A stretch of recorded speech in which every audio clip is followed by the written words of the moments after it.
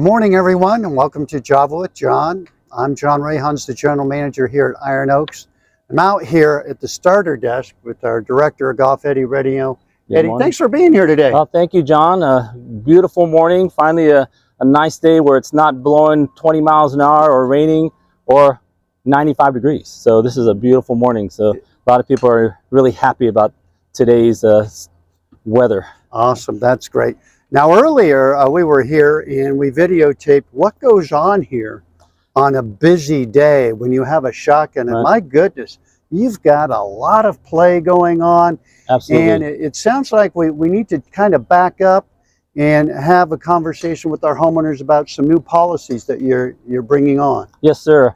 You know, during a shotgun at any given day, we'll have 200 plus people teeing off, and they're all showing up anywhere from a half an hour to 10 minutes before the tee time starts, and it gets really congested out here. And for our starters, it's really difficult to keep track of who's pulling in as well as who's here.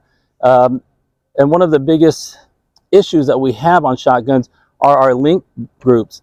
We have the ability on Chelsea to link anywhere from 2 to 4 groups at one time, and what we've been seeing lately is that we have a group of 4 link tee times on a specific hole or holes, and then when our team goes to check them in, there's people that aren't there, there's people who are there that weren't on the tee sheet, and so it makes it difficult for us to track all of the rounds.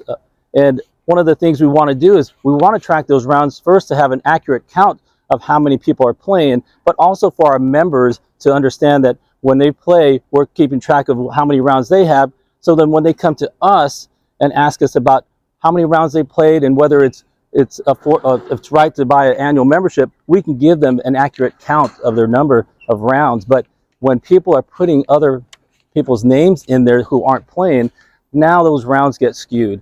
You know, we start seeing people who look like they played 150 rounds on Chelsea, but yet they've only been here for, you know, maybe 70 rounds. And so what's happening is their friends are using their names as a placeholder because they don't want to lose their spot in the Chelsea draw. And I understand everybody wants to be placed in a good position for the draw, but it also hurts the other people who don't get placed in the draw because they get kicked to the overflow list. And so what we're trying to do is we want people to be honest. We want them to follow the same protocol, be fair. You know, we have over 800 people that are registered in Chelsea, and they're making reservations every day. And especially for shotgun starts, everybody wants to get in the morning when it's hot or in the afternoon when it's colder.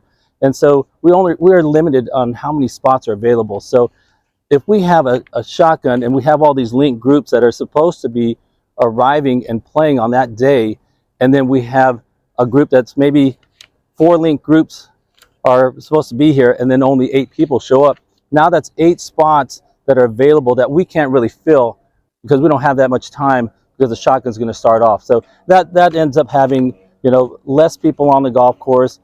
It affects several things. It affects our rotation because we like to have a full shotgun field with everybody on a hole. It helps us with our rotation and timing of the rotation of how the flow goes. But also when we have less people, what it's doing is it's costing us money because there's an opportunity cost of filling in those tee times. It could have been a green fee paying group that could have filled it in. Again, we're trying to maximize rounds and revenue, and those two go hand in hand. So when people are making requests, we really want to ask them to be fair. Only put the names of people who are going to be playing in your group that day on the tee sheet, not fillers. We're going to start tracking all these names of people who don't show. And unfortunately, there might be some innocent bystanders who have their names placed in the tee sheet by their friends because they want to hold a spot. But those people might get penalized because they don't realize that their name's in the sheet, and we're going to count them as no-shows because we don't see them here. Wow, that's a lot. And yeah, all good information. So to kind of summarize that, you can see how many people come on these shotgun days, over 200 people, which is great. golf is in high demand, especially in peak season here at Iron Oaks. Absolutely. And what I'm hearing you say is, hey, when I make a tee time, or a member makes the tee time, hey, put in the players' names that are actually playing. That's very, very important because you don't want to skew anything. Right. And you're also tracking that now, which is great. You want to maximize the tee sheet so everybody can get out. So that Right. no-show factor does come into play. So make sure you just don't fill up a foursome when maybe you're not really having a foursome. We want to get everybody out and have equal access to the golf course. Now, Absolutely. also, how do you handle, I was looking this morning, you've got lots of people playing. What are guests supposed to do? Do they need to check in? Absolutely. So, we have guests, we have members who bring guests in, and we'd like to have them come in with their guests to check in. Again, we're trying to keep accurate account of all the rounds and the people who are playing. Same thing with play cards, right? People who have play cards need to go into the shop to check in, get a punch taken, and then they also need to check in with the starter out here so that we know that you're a punch card member, that you've taken a round to make sure that you're paying for your round when you go play. And the same thing with guests. A lot of times people make a request and just put guest as their second or third person or fourth person, and we don't know who that person is. And so if you're making a Chelsea request and you're going to have outside guests or family, we would like you to put a name in that spot so we can keep count of that as well. And we need everybody to check in with the starter when they arrive instead of just pulling in and going out to the driving range or the putting green.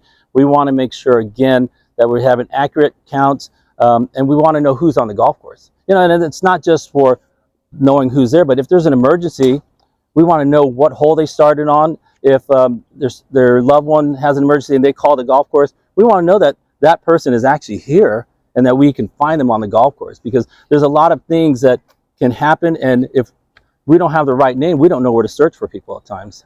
That's a great point. Safety is very important here.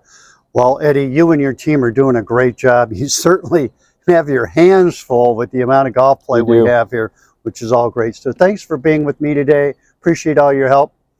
Take care. Thanks, John.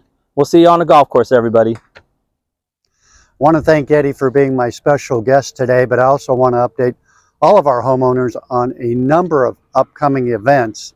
On April 18th, we have a bourbon tasting at the clubhouse at Oakwood. It's going to be great. We got some fabulous bourbons for you to taste. Chef Leo will have some real good munchies out there for you. Then I'm out here on the driving range. April 19th, Queen, the band Queen on the Green is going to be right here. Loads of fun. My gosh, I think we already got 600 people signed up. We've got more tickets left. Come out, join the party. We're going to have some food and beverage for you. I think we have an ice cream truck coming because it's going to be a little bit warmer. And of course, Queen always puts on a great show, so you don't want to miss that. For all you wine lovers, we have our spring wine dinner, and that's on April 25th. We're going to do that outside, something unique, a little bit different. That's going to be on the party lawn right behind Stone and Barrel. That'll be great fun, so join us there. And last but not least, Cinco de Mayo's right around the corner, but we get a little ahead of ourselves. On May 4th, we have Cuatro de Mayo with the tequila tasting. How could you go wrong there?